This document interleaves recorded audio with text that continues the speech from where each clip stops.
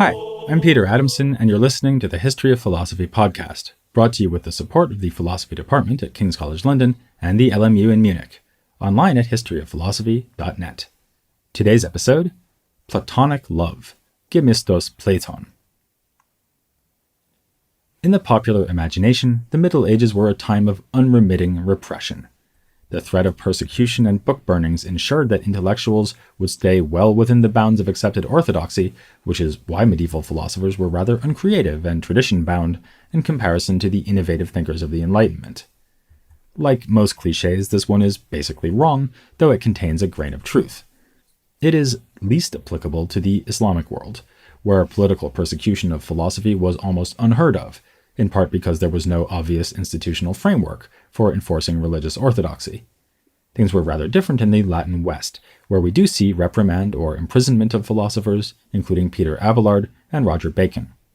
Worse was the fate of Marguerite Porete, who not only saw her writings destroyed, but was ultimately executed for heresy.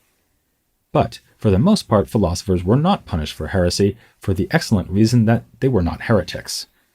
Another popular conception has it that any philosopher worthy of the name should challenge the beliefs of their society, but in fact, the vast majority of philosophers in the Middle Ages, and still today, argue in support of widely held beliefs, seeking to clarify and explore the consequences of commonly accepted doctrines, rather than trying to undermine them. All this applies to Byzantium too. As we've seen, there was plenty of creative and sophisticated philosophical reflection that stayed well within the bounds of religious acceptability, which is exactly what we should expect. Devout Christian cultures produce philosophers who are devout Christians. This is so true that the most notorious exception to the rule, the anathematized John Italos, probably wasn't a true exception after all. As he himself protested, his devotion to pagan philosophy did not really lead him to adopt genuinely unorthodox teachings, which is why his accusers had to defame him by ascribing to him a variety of mutually incompatible doctrines that he didn't in fact hold. But now, as we reach the end of our examination of Byzantine philosophy, we have finally arrived at a figure who can plausibly be described as unorthodox in every sense of that word.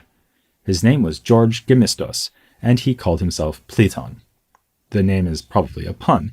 Gemistos and Plethon mean roughly the same thing, abundant or full, but it was also a tribute to the similarly named philosopher whom Platon most admired, Plato, in Greek Platon.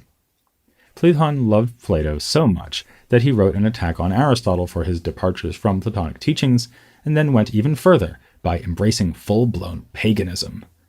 Maybe. Still today, a dominant interpretation of Platon sees him as a convinced pagan.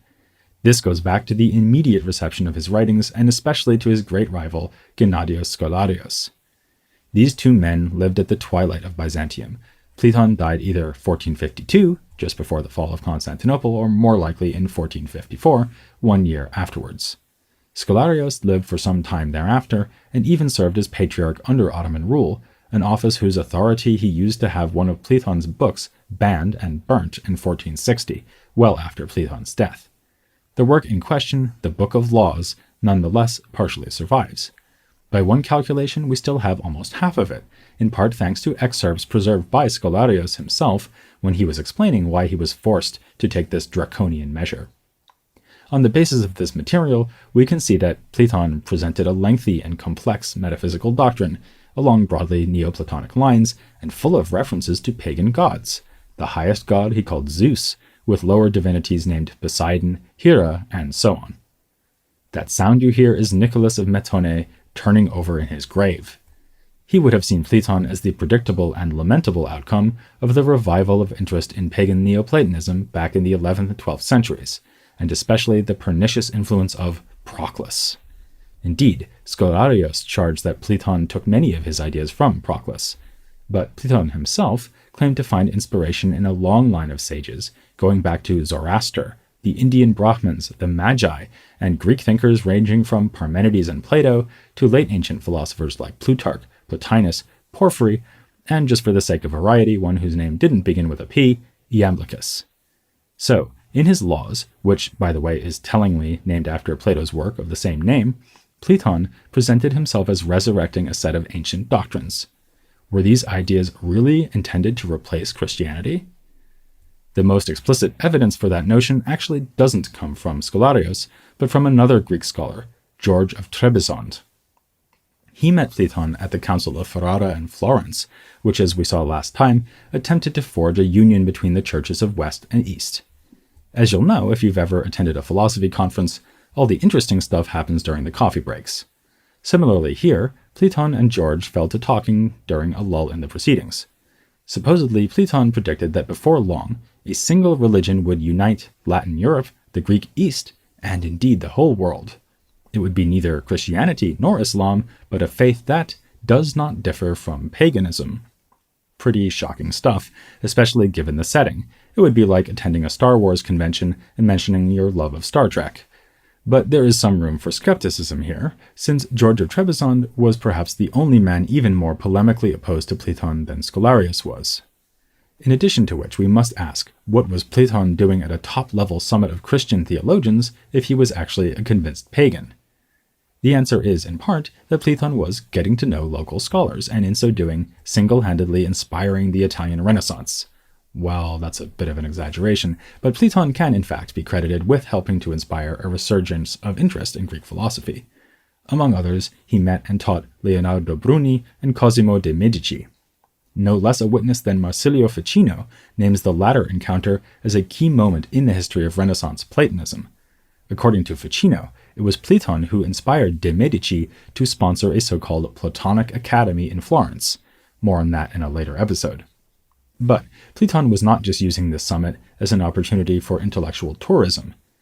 Though some modern-day scholars assume that he couldn't have cared less about the differences between Latin and Greek theology, he is said to have remarked that the theological debate was a matter of life and death, and he wrote on the subject as well. More generally, the writings that he made public in his lifetime give no explicit signs of sympathy for paganism. Despite its prodigious length, the Laws was apparently intended only for a more intimate readership, or even private use. We might be tempted to compare this to the way that in early modern Europe, especially daring treatises like David Hume's Dialogues on Natural Religion were published only posthumously. If Plethon did have an intimate circle of readers in mind, who would they have been? A long-standing hypothesis is that he was at the center of a group of similarly minded thinkers in the Peloponnesian city of Mistra, located near ancient Sparta. Plethon moved there in 1409. In his time, Mistra was an almost independent city, ruled by so-called despots. I say almost independent because the rulers were relatives of the imperial family, the Palaiologoi. Plethon had cordial relations with them. Setting himself as Mistra know-it-all, he wrote missives to the rulers of the city, offering advice on political affairs, and even declared himself willing to help implement the measures he was proposing. Plethon would no doubt appreciate it if you noticed the parallel to Plato arriving in Syracuse and attempting to advise the rulers there. His specific proposals also echo those made by Plato in the Republic and the Laws. Plethon envisions an ideal society with three classes: so-called helots, who labor in agriculture and animal husbandry, the middle merchant class, and at the top, the rulers. Like so many other Byzantine political theorists, he praised monarchy as the most perfect political system. Just as a boat needs a captain and an army a general, the state needs a single figure at its head. At the back of Plethon's mind here may have been the notorious rebellion that had occurred in Thessalonica in the previous century, when the so-called zealots overthrew the local imperial representative and achieved autonomous popular rule. In Plethon's ideal scenario, Mistra would represent a different kind of city-state, run from the top down by a wise despot who listens to a philosopher advisor, a role Plethon was graciously willing to play. The military posture of the state was to be strengthened by abolishing the use of mercenaries, and instead having a dedicated soldier citizenry who should be supported by taxes raised from the laboring class. Again, one may think of Plato here and the class of warrior guardians from his Republic, though Plethon probably also took inspiration from reports about ancient Sparta. Some readers have also detected in Plethon's proposals a remarkable endorsement of Greek nationalism, something that had played no real role in the ideology of the multi-ethnic Byzantine Empire. Emphasizing that the Peloponnese had been governed by Hellenes since antiquity, Plethon believed that the people of Mistra could find solidarity by seeing themselves as representative of a Greek genos, or race. Equally remarkable are Plethon's recommendations concerning land redistribution. In a slap at the way aristocratic magnates had gathered property to themselves across the empire, he insisted that land should be held in accordance with use. If you farm it, you own it. Thanks to such proposals, Plethon has been hailed as anticipating modern utopian ideals, and it would fit well with this that his political theory is relatively secular. Christian ideology is strikingly absent, and his religious prescriptions go more along the lines of recommending a rather generic and rational theism. The ruler is to ensure that people believe in one all-ruling God who exercises providence over all things. Here we do see a link to the teachings of Plethon's openly pagan Book of Laws. In the one section of this work that did circulate publicly, Plethon again discussed the providence exercised by this god. We've seen many times how belief in God's oversight of the world could threaten to tip over into determinism, the view that all things that occur do so necessarily. Plethon doesn't just tip over into determinism, he leaps enthusiastically. He assumes that nothing can occur without a cause, and that true causes guarantee their effects. After all, a cause that didn't guarantee its effect would still leave something to be explained, namely why the effect arises from the cause when it might not have done so, with the result that we would need to seek a further cause. Ultimately, all causes go back to the highest god Zeus, who stands at the top of every explanatory chain. For Plethon, as for the ancient Stoics, who were clearly an influence on him here, human freedom does not consist in uncaused or indeterministic action, but in aligning one's will with the indomitable will of God. This argument in favor of inevitable fate resonates with a discussion found in Plethon's other best-known work, entitled On Aristotle's Departures from Plato. It frequently charges Aristotle with self-contradiction, and this issue of fate is one such example. Aristotle understood that causes should necessarily give rise to their effects, but he was unwilling to accept the deterministic consequences of this fact. Still, as the title of the work suggests, the main goal of this treatise is to itemize points where Aristotle failed to adhere to his master's doctrines. Plethon is particularly vexed by Aristotle's rejection of Plato's theory of forms, which are unconvincing and make it impossible to explain God's production of the world. As we know from his Book of Laws, Plethon believes that the highest god gives rise to other gods that transcend the physical universe. These are pure intellects and can be identified with the world of Platonic forms. They in turn produce the heavenly realm, with the stars and planets also being understood as divine. All of these things, the gods and the heavens, are eternal. It's only in the world down here below the heavens that we find things that are subject to generation and destruction. The references to multiple gods and the pervasive necessity of Plethon's system hardly sound compatible with Christianity, as any medieval Byzantine would have understood it. Yet Plethon complains that it is Aristotle, not Plato, who is unacceptable from a Christian point of view. Plato shows how God is genuinely a creator of the universe, whereas Aristotle is content to make his divine principle a cause of nothing more than heavenly motion. Aristotle's admirers were not about to concede this point, though. In a much lengthier response to Plethon's treatise, Scholarios rose to Aristotle's defense, devoting particular attention to the question of whether Aristotle's God can be understood as a creator, like the God of the Abrahamic religions. Scholarios affirmed that this is indeed the right way to understand Aristotle, because in causing motion, the Aristotelian God becomes a genuine maker of the cosmos. By contrast, Plato depicted God as a mere craftsman who fashions the universe from pre-existing matter. To my mind, this reading of Aristotle is about as convincing as a French Elvis impersonator, yet it's an interpretation with a surprisingly good pedigree. One of the last important pagan readers of Aristotle, Ammonius, who was the head of the Neoplatonist school at Alexandria, also thought the Aristotelian God must cause the existence of the heavens if it causes them to move. But Plethon is having none of it. He thinks that if there is truly a source of being for things, then we have to accept an account like Plato's theory of forms, which postulates a paradigm of being participated by all other things. Plethon therefore criticizes Aristotle for his famous claim that being is said in many ways. No, argues Plethon, being is a unified, univocal concept, because all created being is rooted in the divine, which is nothing other than being itself. With this move, Plethon moves decisively away from the negative theology that has characterized so much of Byzantine thought. The contrast is especially strong with contemporary followers of Gregory Palamas, who taught that God is in himself unknowable, never grasped in his essence, but only in his activities or energies. Plethon is having none of this either. Like other opponents of hesychasm, he thinks it is absurd to distinguish God into two aspects, essence and activity. This, by the way, is one thing all interpreters of Plethon can agree about. He really didn't like the hesychasts. In his political writings, he makes this clear with withering remarks about the pointless wastefulness of monastic institutions. As a result, Plethon occupies a rather anomalous place in late Byzantine philosophy. This period is often framed as a clash between men like Scholarios and the Cudones brothers, Aristotelians who were enamored of Latin scholasticism, and the hesychast Palamite faction, whose views would ultimately prevail in the East. Actually, we already know that this is an oversimplification. We saw in the last episode that some of the Palamites also drew on the Latin scholastics, especially Thomas Aquinas, but Plethon's position should give us further pause, since he was deeply unimpressed by both the scholastics in the West and the hesychasts in the East. In fact, it was the reception of Latin scholasticism in Greek that seems to have triggered Plethon's attack on Aristotle.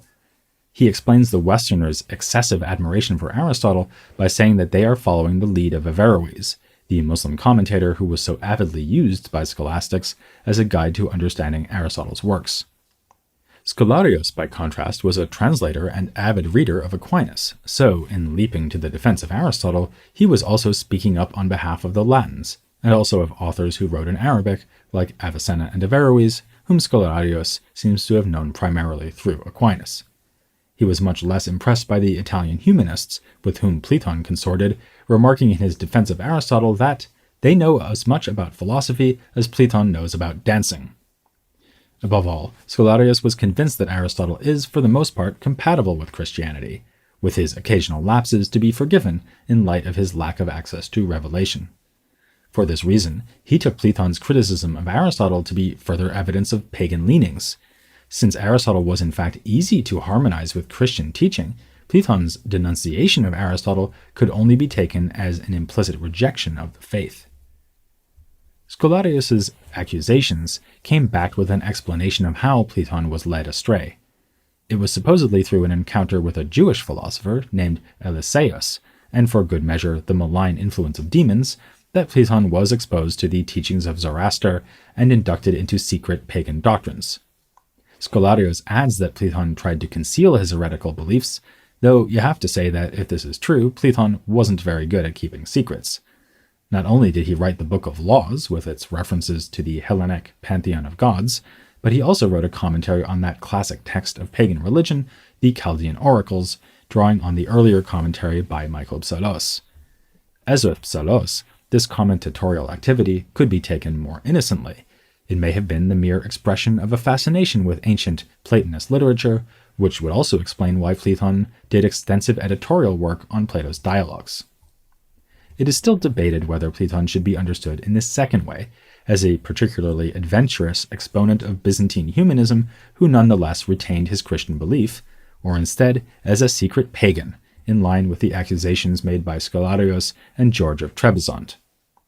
Two recent books on Plethon make a case for these two very different options.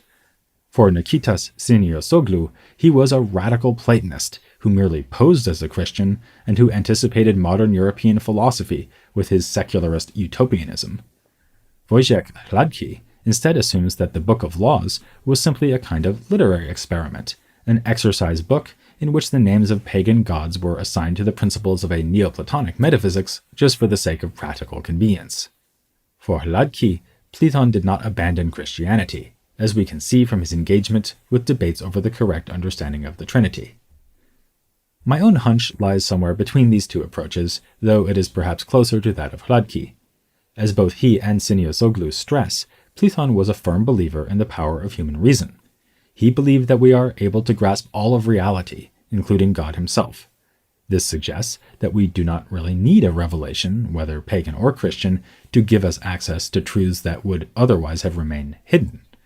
For many of his contemporaries, this would already be tantamount to heresy, but it need not imply a total abandonment of Christian belief.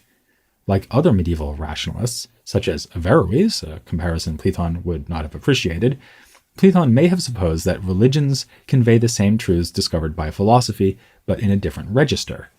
Perhaps he assumed that ancient pagan religion and Christianity were both more or less adequate representations of one and the same metaphysical system, the very system discovered in Platonist philosophy. This would explain why he blamed Aristotle for failing to envision God as a creator, as does Christianity, and also why he thought it was worth defending the orthodox position on the Trinity.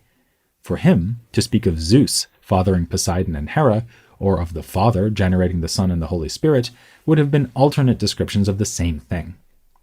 It's worth noting that Plethon does not seem to have engaged in actual pagan ritual practice, and this too suggests that he embraced paganism only as a symbolic discourse, just an alternative way to express a fundamentally rational theology. It may seem that Scholarios prevailed in his clash with Plethon. He outlived his opponent, occupied the powerful position of patriarch several times, and had the satisfaction of seeing Plethon's book consumed in flames. But you could argue that it was Plethon who, like a clown with insomnia, had the last laugh.